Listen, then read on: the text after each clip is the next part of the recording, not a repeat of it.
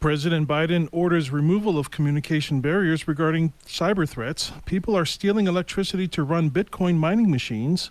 International ransomware hacks in Ireland, Canada, and New Zealand. And part 3 of everything ransomware.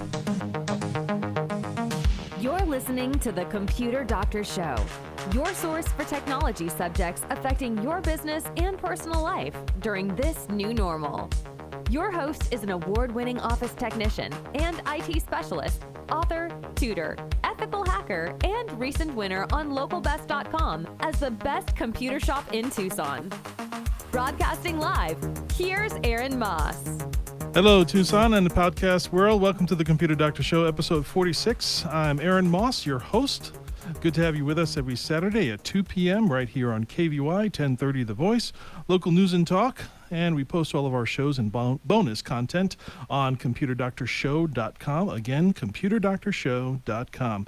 Our open lines, 520-790-2040. Feel free to call in anytime with your comments and questions and even complaints. Just bring it on. We take everything. Co-hosting today is Rob from the cast of the Unscrewed Theater. Good afternoon, Aaron. Great to be back again. All right. Good to have you with us, and welcome back from Florida. Oh, yep. Thank you. All right. Disney World is back in action. Excellent. It sure is. We do have a great show for you today. Here's what's happening in tech news this week. Joe Biden announced on May the 12th that he wants to protect the country from cyber attacks.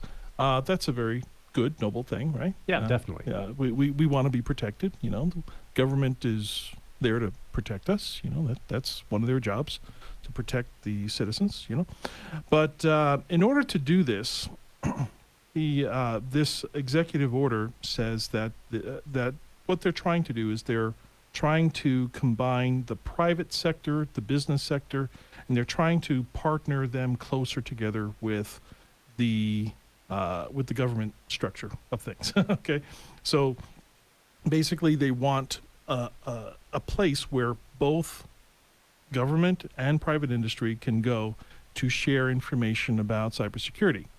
And there is a lot of talk about sharing and how much sharing is actually going on. Okay, can the government now look into the private sector systems, or can the private sector, look into the government systems? There's this concern as to how overlapping, this really is. And it makes people nervous. Before the show we were talking about, it's kind of like parents of teenage kids that just want to go out with their friends. The parents are like, okay, look, there's lots of trouble out there. We're going to go with you and your friends out, okay? We're going to go out with you just to make sure that everything's okay. No, Mom, no, Dad, we don't want you here, Yeah, and of course, we know the teenagers are trying to ditch the parents the whole time, ditch the chaperones. Right, and if they get in trouble, hey, they'll have to deal with it. But that's kind of what's happening. It's one of those catch-22 things where you want to, where people still want to be independent and private, but then there's also has to be this platform of sharing where people can go and share information about cybersecurity threats. Now, the president is considering this a top priority to remove the barriers so that the reporting of these threats can easily flow between the CISA, which is the Cybersecurity Infrastructure Security Administration, the CIA, and the FBI. And these are the agencies that are there for, protection, So we were talking before the show. Banks, are very, very familiar with this, okay? Many of the banks that we deal with today, okay, just about all banks in the United States have to be FDIC insured. Did I say FDIC? Yeah. That's right. I did say FDIC. Okay, FDIC insured. Okay, and in order for them to have that designation, they have to also agree that the government has the ability to look and watch and monitor their systems from time to time. Exactly how much and how often, I don't know. I'm not in the business, but I was talking to one of the head guys over at Tucson Federal Credit Union. Okay, and he was telling me, hey. Yeah, these We deal with the FBI all the time, but this is in the back end of things. These are not FBI agents, walking into branch offices or of banks and going behind the counter and checking things. They're not doing that, but they're doing it on the back end, on the back end of things. So it's a very interesting turn of events that's happening here. Also in this executive order, it was proposed that there should be a daily array of functions or checks and sweeps. So it's kind of like one of those deals where they take a snapshot of everything that has happened, at a particular bank, and there's like a report, and then they look at that report every day, and they look for changes and they look for anything suspicious. Now, we're not just talking about bank accounts. We're talking about traffic going in and out of the servers, where it's coming from, what information was transferred, has it been intercepted, is what was sent exactly what was received? Because there's a lot of things, hackers like to do this thing called injection, where they're not taking information from the line, but they're adding information into the line. Okay, so, and by the way, this is highly technical stuff, even sometimes too technical for some people. Well, even with thinking about the government, it's like you have the FBI, the CIA, that cybersecurity agency, and you got all these different agencies have turf battles and that sort of thing too. So that's another potential. And there's a lot of overlapping. Yeah. There could be potentially a lot of overlapping of these things. So we have very sophisticated people looking into the situation, and hopefully we'll be somewhat secure in the very end. Hopefully that this happens at some time soon, because these ransomware attacks are happening on a regular basis now. Okay. Moving on to the next story, there was a okay, so imagine this. There is a plane or some sort of surveillance aircraft flying over an open field, and they have a heat detection mechanism at the bottom of it. An IR camera, probably, of some type. Okay. Infrared camera. Whatever you say. Yeah. No problem. And they detect some heat in the middle of this field, or heat where you would normally not see heat. So this aircraft was actually enforcement of some sort, and they tried to figure out what was causing this heat. So they marked the location. They went over there. Nobody was around, but you know what they found? They found what they were expecting to find was like heaters and like some sort of greenhouse that was growing maybe illegal plants like marijuana or something. And what they found was not that they were growing plants, but they were actually found a whole bunch of computers that were running on stolen electricity. Somebody went up one of the electrical poles and pulled down some electric, and they were using unmetered electricity, and they were using this electricity to run blockchain computers running mining Bitcoin. Actually, they were hiding a mining Bitcoin operation. Okay, so it's one of these things where this is where it's coming to, like the dollar bill that might be in my pocket, right, like right now. Okay. Will use less electricity than the future currency of the world. Okay, if everything goes to blockchain, if everything goes to cryptocurrency, it takes a lot in order to keep those to keep those values up, because the more blockchain there are, the more complicated the equations that these computers and puzzles have to solve. So in order for you to keep the actual blockchain or the cryptocurrency that you have, okay, it actually costs money, electrical money, to run the computers that keep the that keep the register of that money. So much so, okay, that in some cases, if you average all of the electricity that cryptocurrency mining machines are actually running, sometimes they're using up more electricity than entire countries. Okay. As I told you before, and I think it was Iran last week banned blockchain computing because it was causing blackouts in the country from all the electricity use. I want to say it was Iran. I heard correctly. Yeah. So it's almost to the point where we can they use like solar things or like I saw this other article about them putting windmills and wind turbines off the coast of California. Okay, so it could be that some of these future power grid problems or power grid things or sustainable energies, most of it's going to be used to regulate the cryptocurrency, and not really our. Yeah, we could be shocked by money. Yeah. That's what Tom says. And those computers, they put out a lot of heat when they're cranking away.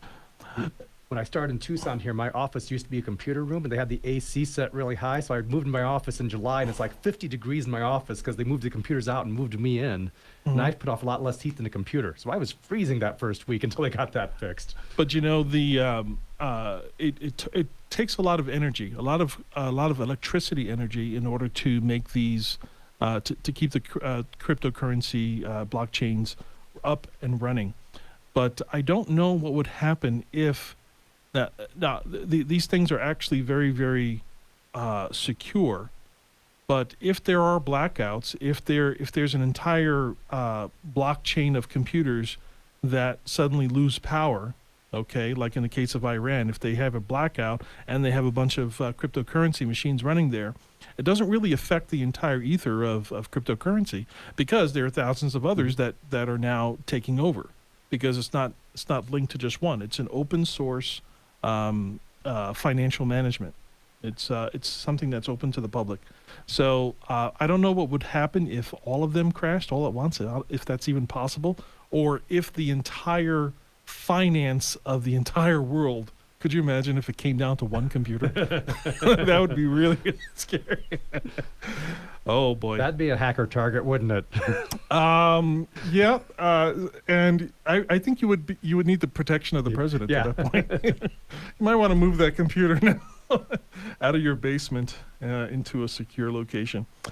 Also in the news, the United States is not the only victim of ransomware, but now Canada, Ireland, Scotland, the UK, and New Zealand have become some recent victims too. So it's no longer just this is evident. There was some talk about some people saying, okay, these actors and these cybersecurity gangs or these ransomware gangs, that they're targeting political enemies of their country. No, it's none of that. They're just going out after everybody. They're after money. They're like Willie Sutton. He robs banks. That's where the money is. So they're going where the money is. That's where the money is. If you look at this list of the countries, these are not poor countries. No. Okay, so it might be in your best interest maybe to move to a poor country. Who knows? But we're gonna take this time to go and thank some of our sponsors. Up next on the Computer Doctor Show, some tech anniversaries, and as time allows, some protection with ransomware. Our open lines 520-790-2040. You're listening to the Computer Doctor Show. We'll be right back after this quick break. Stay tuned. Perfect Look Photography is a photography business that serves individuals, families, wedding parties, children's parties, quinceañeras, and family reunions. We also do headshots for actors and model portfolios. We photograph all types of events in Tucson and communities in Pima and Santa Cruz counties. In addition, we provide more types of photos than any photographer in Tucson, including green screen, art photography, montages, and DVD slideshows. We provide great photos at great prices. For more information or to get a quote, please call 499-4209. Solar is popping up all over town. Why? Because solar just makes sense. Say goodbye to expensive summer electricity bills. Call or text Julie Festerling at Icon Power, 520-307-1013. Avoid the new 7.9% price increase with the utility company. Call Julie at 520-307-1013. Icon Power will help you take control of your electric bill. Ugly Goose Car Rental is new in Tucson, providing a low-cost auto rental alternative for just $100 per week. The only catch? The cars are ugly, but very safe and reliable to get you to work, school, shopping, and all your important appointments. To reserve your $100 a week car rental, call Ugly Goose Car Rental at 520-261-0439. Again, 520-261-0439. Computer Doctor of Tucson is the best choice in desktop support in Tucson. They fix error messages, power and boot problems, install software and hardware, and much more. You can come to them, or they can come to you, or even have a remote support session so they can fix your issues over the phone quickly. Give them a call at 261-5508, 261-5508. Visit them on the web at computerdoctortucson.com. Computer Doctor of Tucson, because technology is great when it works. Welcome back to the Computer Doctor Show. Here are a few announcements. Some of these budding technologies that we are looking into for future shows is blockchain domains, also called the unstoppable domain. This is something new, so give us a ring or visit us on the website, computerdoctorshow.com. If you or someone you know knows more information about blockchain domains or blockchain titles, those are some of the things that are coming up in the future. Blockchain is actually very interesting because you can take anything that you don't want copied and make it into a blockchain and actually make it extremely secure. I also wanted to thank Portia Martinez and Joe Wells at Involta for that, and the whole gang at Lambda Lambda Lambda. Does that sound familiar for you? Is that Revenge of the Nerds or Revenge something? of the Nerds. There's actually a technology networking group called Lambda Lambda Lambda. It was actually from I'm sure the that movie. I'm sure the nerds saw the movie and said, that sounds like a good name to me. And it was good to be back in person to business networking events. I had a great time, and they were able to meet at the Arizona Sands Club on Thursday, so I was there. Great time. Also want to thank Perfection Auto Works as being one of our new sponsors starting next month, and I've actually had the opportunity to get my car fixed there. And I got to tell you, I don't know of anybody that is more complete than the techs over there at Perfection Auto Works. So we're very happy to have them as a sponsor starting next week. Before we get into our next segment, Rob, what can you tell us about the Unscrewed Theater? Well, Unscrewed Theater is a improv theater here in Tucson. It's a place for improv, we call it. And right now we're still not open in person. We're doing virtual shows online Zoom every Saturday night at 7:30 p.m. The shows are free. You can go to our website, unscrewedtheater.org, and get free tickets there. We also have uncensored shows a couple nights a month, and we have our Sunday night smash up, which is sort of an open mic for improv. So we get people from around the country, and sometimes even international teams come and perform there as well. But go to our website, unscrewedtheater.org, and you find out about our classes we teach online, all our different shows we have as well. Excellent. So that's tonight at the Unscrewed Theater. I'll be hosting the show tonight. So. All right. If you want to see Rob, if you can't get enough of him on this show, you can see him tonight. All right. We do want to take a caller. We have John on line 1. What is your comment or question?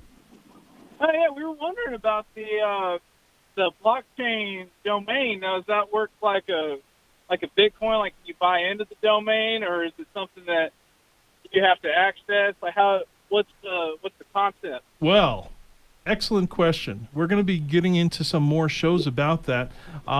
Basically, what it is, the same security and the uncopyability that that Bitcoin and some of these other cryptocurrencies have, that can still be applied to domain names. And there's a little bit of a security of it because some people worry that the content that they have on their site can be taken down by authorities or other things, but blockchain domains cannot be messed with by anybody. So nobody can take the information down. It's yours forever. You just pay like one fee that I heard from one website, and it's yours forever.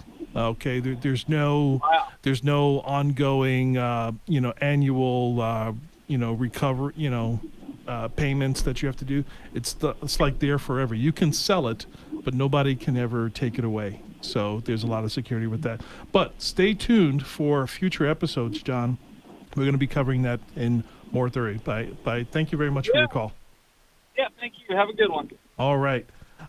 Here are some tech and science anniversaries that have happened this week.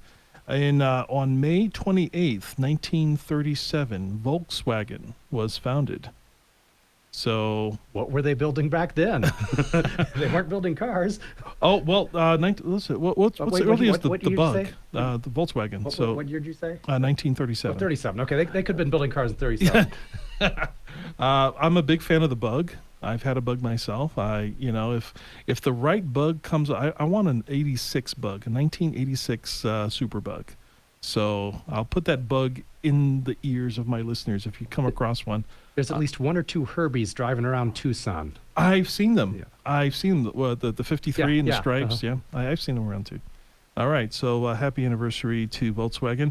Also, May 31st, 1859. So we know that big clock in London called Big Ben. Well, it was actually the switch was thrown, and to turn it on for the first time in May 31st, 1859. That was 162 years ago, and the bells rang for the first time at that time.